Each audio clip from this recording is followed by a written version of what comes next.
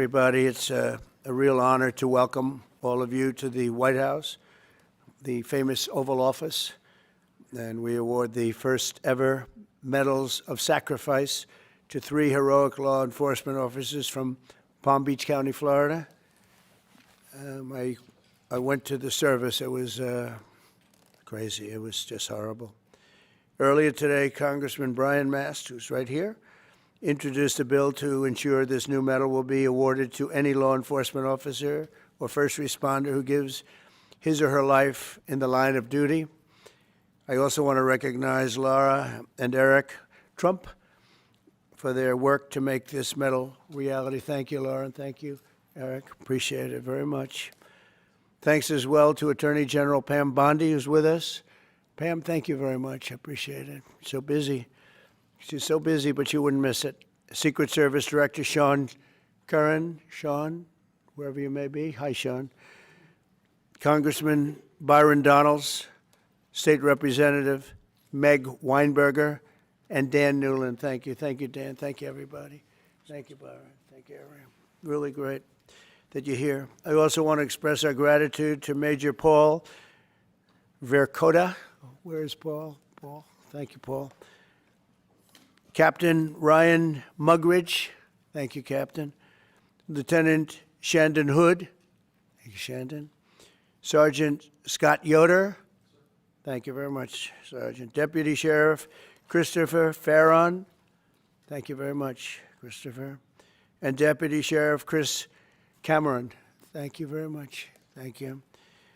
And all of the Palm Beach Sheriff's Office. We have many people here representing that incredible office. I know it very well. Very special thanks as well to Alexander Arnault, who's a tremendous person with his father, who they own Tiffany, and they really devoted a tremendous time and effort to helping us design this beautiful medal.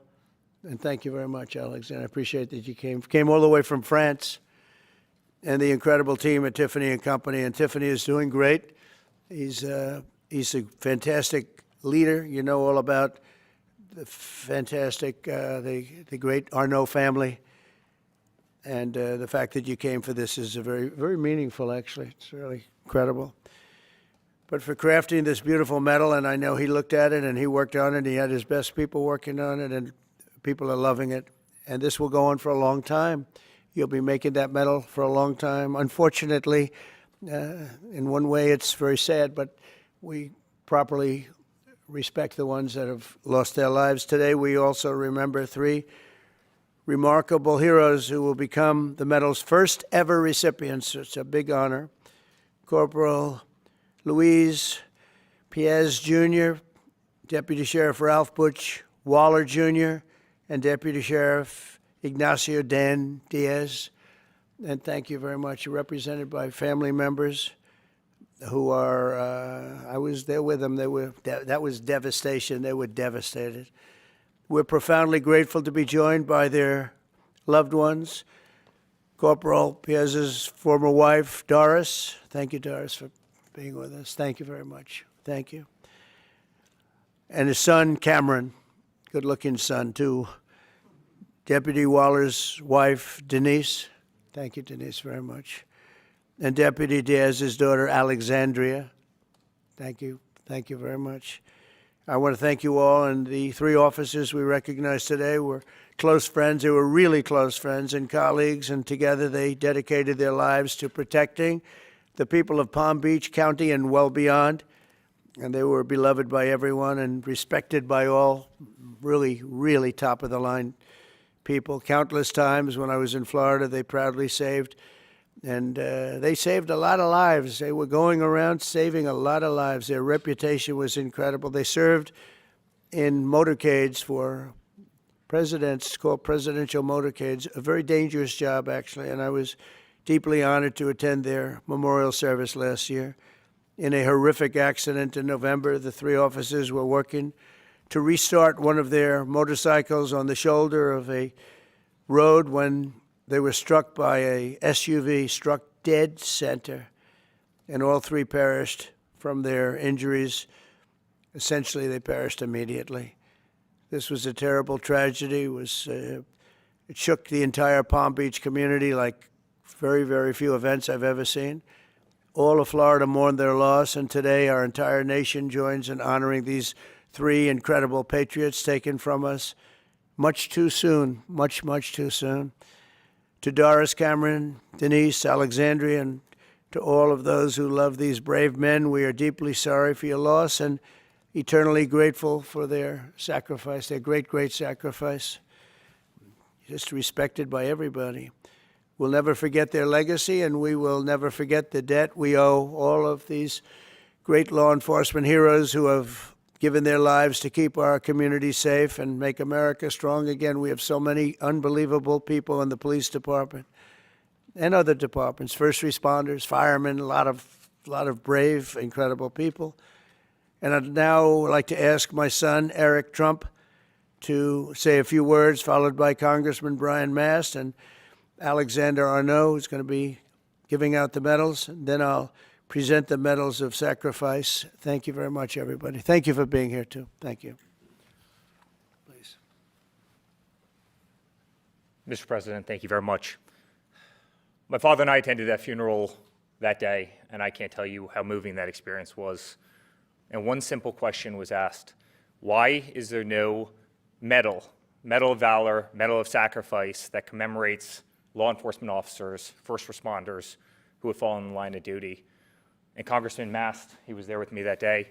He was with my father, and we said, we're going to take care of this problem. We're going to get involved. And the first call that was made was to the great Arnault family who owns Tiffany's, and they said, without hesitation, that they'd be honored to design something absolutely beautiful that's a tribute to these incredible officers, these incredible EMS responders. And here we are, roughly 6 months later, with something that's truly beautiful. I want to thank the Tiffany's family, the Arnault family, for all the work they've put into in their entire team. I can tell you this has been a nonstop effort. I want to thank the Congressman. Without the Congressman, his staff, we would not be here today. I want to thank the President for allowing us to do this. It's such an important mission. This medal is going to be given for hundreds and hundreds of years to come. And last but not least, I want to send, on behalf of this entire nation, on behalf of our entire family, the incredible families of the Palm Beach Sheriff's Office and your incredible families. They made the ultimate sacrifice, and know that we all appreciate their dedication. Many of us knew them, have met them, and we love them very much, and I'm sure they're missed. But today, hopefully, this is a great tribute to them, and I know, because of our wonderful president, that this medal will be given out for many years to come. Thank you very much. I would just start by thanking all of our law enforcement officers. The job is always dangerous, and you do it still every single day. And I would thank the families, because the job, as you are a reminder of, is often deadly. And I would thank you, Mr. President, because for the first time in our nation's history, you're willing to say to all of our first responders, all of our law enforcement, all of our firefighters, we're going to recognize that sacrifice from the office of the presidency for each and every one of them. And that's never taken place before, that recognition, that it's a job that's always dangerous and often deadly, and there's a debt that can never be repaid, but you're willing to recognize that debt. So thank you, Mr. President, for recognizing the debt. Thank you.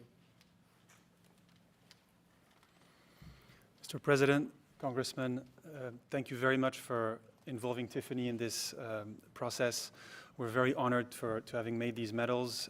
Tiffany is a jeweler, as everyone knows it, but also a maker of American heritage. We were making the Medal of Honor in the 19th and early 20th century, and it's only natural that we followed with this heritage, just as we work on other very important American heirlooms. This medal was made in Providence, Rhode Island, in our largest factory in the US, out of silver, plated in 24-karat gold, just like the ceiling of this office, and represents the coat of arms of the United States. Mr. President, thank you very much. Thank you very much. Byron, would you like to say a few words, please? First, to be brief, to the families, we are so sorry for your sacrifice, but your officer from your family represented not just Palm Beach County, but the United States with honor. Mr. President, thank you for allowing this to go forward. To my colleague, Congressman Mass, thank you for your leadership. We will always honor first responders in the United States of America. Thanks. Okay. So.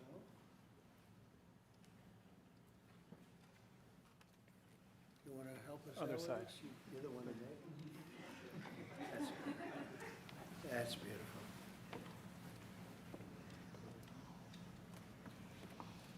So can we ask the families to step forward, please? Sheriff, would you like to help us with that? Come, please. Thank you very much. Why don't you grab that? Thank you, sir.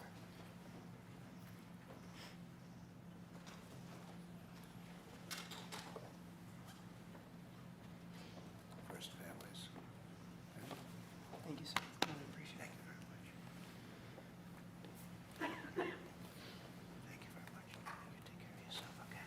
Thank you very much. Sheriff, thank you. You'll help us. Okay, I'm gonna stand right over here. Okay.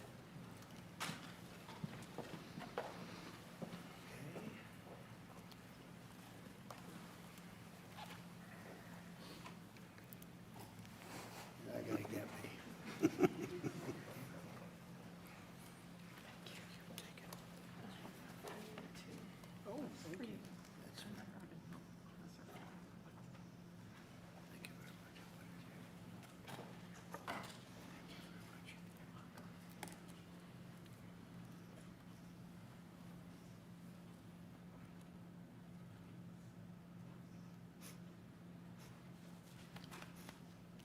Thank you. Would you like to say anything? I would like to thank you very much for honoring my husband and his brothers and for what you do for the country and making this so very special for them and for all the people to come. It's a club you never want to be in, No. but I don't you've want that. honored them and it just means the world. Thank you. Thank you for That's everything. great. Right. Thank you very Thank much. you. Appreciate it. Thank you. Very much. Would you like to say something about your father? You want me to go over there? Come on over here. Come on over here. To the mic. Right here. I viewed my dad as Superman, someone my whole life you look up to. He's an amazing guy, and it's horrible that this happened to all three families. But I'm glad that something was done about it, and we got represented, and everyone in the future will be. So, thank you. Thank you very much, sir. We'd be very proud of you. Thank you.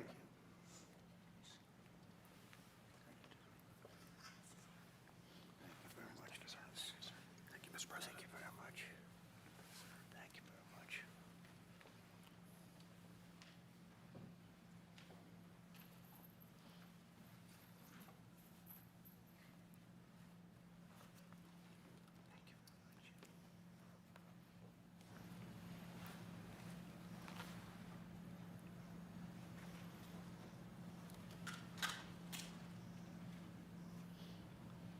Mother would be proud of you.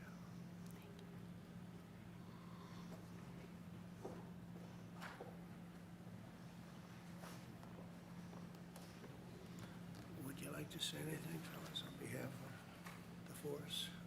Would you like to say something? It's not a very tough thing to do, I know. Would you like to say something, please? Mr. President, on behalf of Sheriff Rick Bradshaw and every member of the Palm Beach County Sheriff's Office, we can't thank you enough for taking the lead on this and recognizing the extreme sacrifice of our three brothers. Words really can't express how thankful we are. Thank you very much. And we have a fourth, and we're going to give this to you. Hopefully, it's maybe never going to be given out, so we'll give it to Sheriff Bradshaw, who's an incredible sheriff. And you've done an amazing job, and we'll have it should something happen. And that's right here, okay? Yes, sir. Thank you. And I hope it never has to be given out, frankly. Thank you very much. Thank you, Mr. President. Thank you very much. Well, thank you. Do you have any questions for what you just saw? That's so important. I mean, people have talked about it for years. I want to thank Brian Mass for what he's done, Congressman. He's been unbelievable. He's a great representative. And he worked hard. He wanted to do it right, and we wanted to go somehow. We could get him done pretty easily in one way, but we wouldn't get him done by Tiffany. And the fact that the Arnault family stepped up was absolutely incredible. It means more when you get a name like that. I think it means something extra. But these were incredible people, and they're looking down on you right now, and they're very, very proud, very, very proud of all of you. And it's too bad we had to be doing this, but I was there with you that day. That was a rough day. Thank you very much. Would you have any questions? Yeah. Do you have plans to give this award to any other families posthumously who find themselves in the same position as having made this sacrifice? And then after, I'd like to ask you one question about your call today. Having to do from a previous? Yeah. We're looking at the possibility of that, yeah. You had a lot of people die in the line of duty when you think of it. And we figured it was time to start. We haven't had the situation arise. This was a terrible situation. We haven't had it arise yet, but we're looking at going back a little bit and see what we can do about that, yes, strongly. Yeah, go ahead. On your call with President Putin today, Yeah. you'd mentioned that the Pope would like to take a role potentially in mediating these talks. Does that mean that the U.S. is taking a step back from? No. I think it would be great to have it at the Vatican. Maybe it would have some extra significance. And I saw that it was discussed yesterday, so I thought, and people told me that they'd be honored to do it. I would imagine they would be. So, no, I think it would be maybe helpful. There's tremendous bitterness, anger, and I think maybe that could help some of that anger. So having it at the Vatican would be, in Rome, would be I think it would be a great idea. Thank you. Mr. President, as you know, Can I say- Go ahead. Mr. President, as you know, 2.5 months ago, Ukraine President Zelensky agreed to that 30-day ceasefire that's been on the table all of that time. What was the extent of your conversation with President Putin today about having him agree to that same 30-day ceasefire proposal that you, Mr. President, put on the table? Well, what we've done, and very strongly, is we said, let's get this thing going. You know, I had many of the leaders of European nations on the line with me right after the call, and we have to get that thing solved. 5,000 young people every single week, on average. And I've seen satellite pictures. You don't want to see these pictures. We'll have to see what happens. This was not my war. This is not a war that would have happened if I were president. This is not my war. I'm just here to try and help. We've spent hundreds of billions of dollars on this war, and yet that's not, frankly, we made much more than that just in 4 days in the Middle East. It's a lot of money, but we do much. This is about thousands of people dying every single week. 5,000, 6,000 people dying every single week. And just like you have the relatives here, wives and children and everything, you have, these soldiers, they say goodbye in Ukraine and in Russia, and then their parents never see them again, except maybe in pictures of horrible scenes, because I've seen some scenes, I've never seen anything like it. So we're going to see if we can get it taken care of. Yeah, please. First off, our thanks to the members of law enforcement who are here, and our condolences to the families. We're very sorry for your loss. Mr. President, on Ukraine and on your call today that you had with President Putin, you said last week that you thought nothing was going to happen, no advances would be made until you and Putin got together. Do you still feel that way? I think something's going to happen. It's a got very big egos involved, I tell you. Big egos involved, but I think something's going to happen. And if it doesn't, I'd just back away, and they're going to have to keep going. Again, this was a European situation. It should have remained a European situation. Should have remained, but we have, because the past administration felt very strongly that we should be involved, and we got involved much more than Europe did in terms of the money and all of the things that we gave. We gave a massive, I think, record-setting amounts given to a foreign. There's never been anything like this, both weaponry and money. And Europe gave a lot also, but they didn't give anywhere near what we gave. We gave probably almost 3 times the amount. And it's just a shame. The whole thing is a shame. The level of death here is just a shame. Yeah? Did you ask President Putin to meet with you About what? about Ukraine? Of course I did. I talked to him about it. I said, when are we going to end this, Vladimir? I know him for a long time now. I said, when are we going to end this bloodshed, this bloodbath? It's a bloodbath. And I do believe he wants to end it. You know, when I made the call, I told the people last night, I spoke to the heads of the different countries, Germany and Finland. We had Italy, as you know, and UK was on the line today, and a couple of others. And then they were in turn calling everyone. Ursula was there from the European Union. She was terrific. And we spoke for a long time about it. And they got a problem. It's a big, big problem. It's a terrible war. It's a very hard to extradite themselves away from what's taken place over there. The amount of anger, the amount of hate, and the amount of death. It's very hard, very tough situation. But I said to him, we got to get going.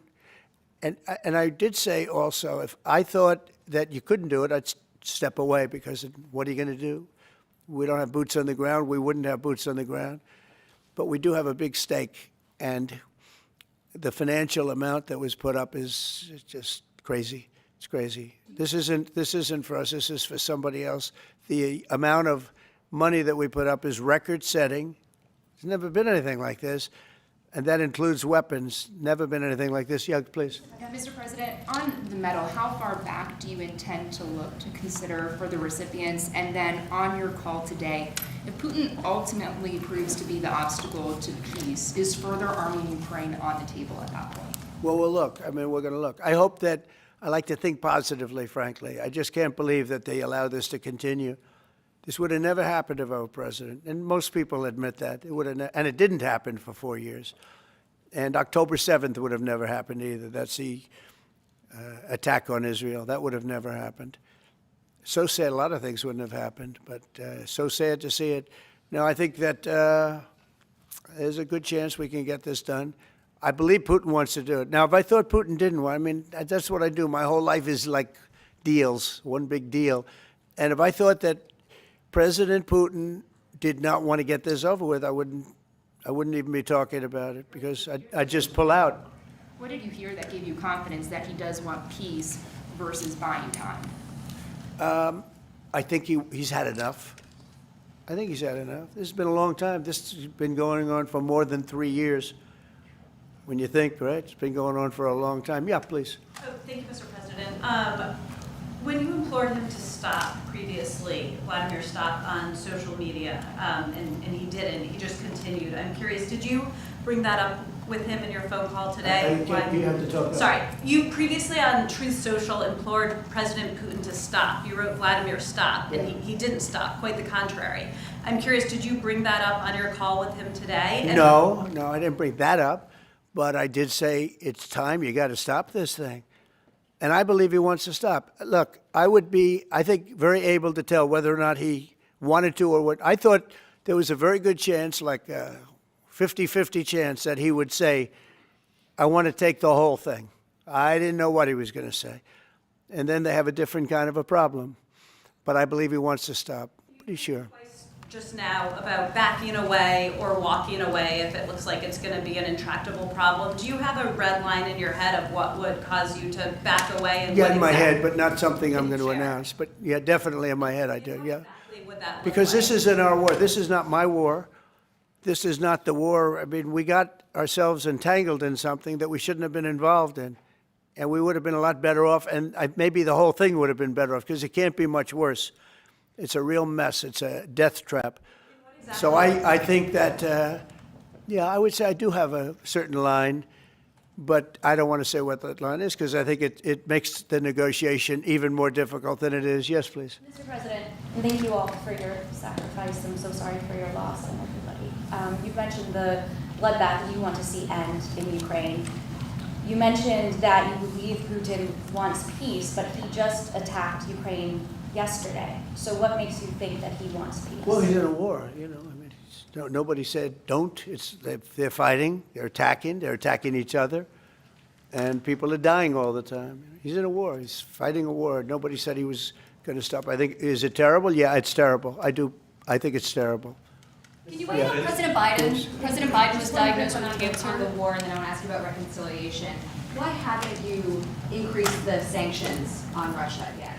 Well, because I think there's a chance of getting something done. And if you do that, you can also make it much worse. But there could be a time when that's going to happen. Yep. Mr. President, On President Biden, Who was going to say? with the ratings Go ahead, downgrade from... please. do you want to respond to President Biden being diagnosed with cancer? Are you going to call your predecessor? I think it's very sad, actually. I'm surprised that it wasn't, the public wasn't notified a long time ago, because to get to stage 9, that's a long time. I just had my physical. You saw that. You saw the results of that particular test. I think that test is standard to pretty much anybody getting a physical, good physical. We had the doctors at the White House and over at Walter Reed, which is a fantastic hospital, do it. I did a very complete physical, including cognitive tests. I'm proud to announce I aced it. Got them all. I got them all right. You proud of me? Yes. Your husband would be proud of me for getting them all right. It's a little risk. If I didn't get them all right, these people would be after me. It would be not a good situation.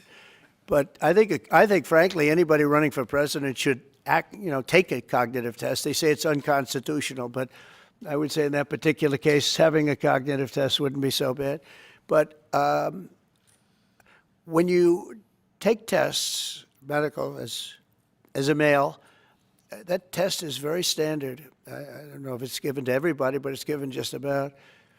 And it takes a long time to get to that situation. Now, I think, to get to a stage 9, I think that if you take a look, it's the same doctor that said that Joe was cognitively fine. There was nothing wrong with him. Well, he said, if it's the same doctor, he said there was nothing wrong there, and that's being proven to be a sad situation.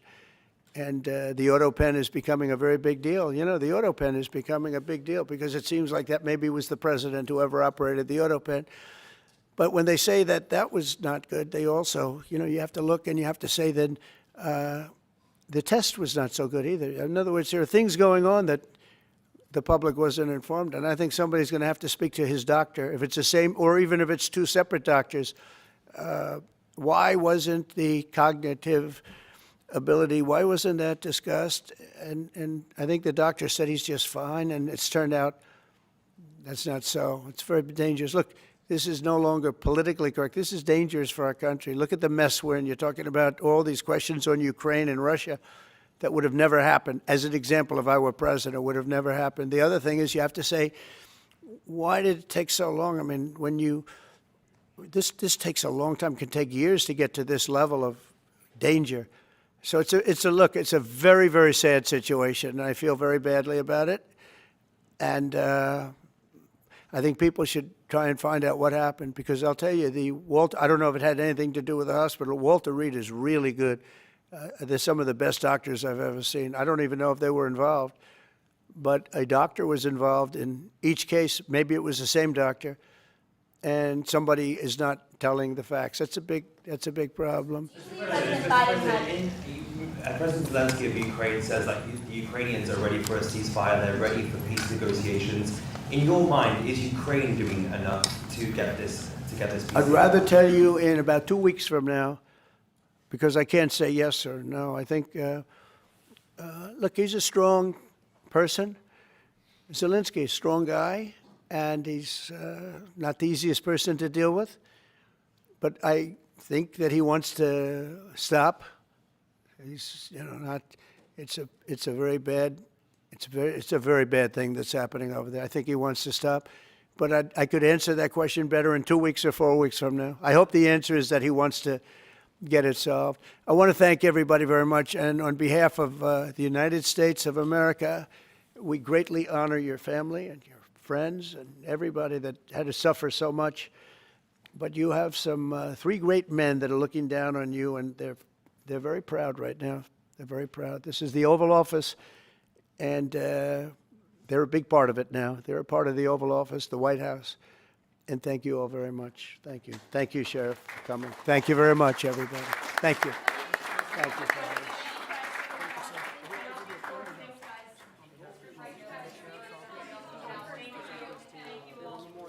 Thanks, guys.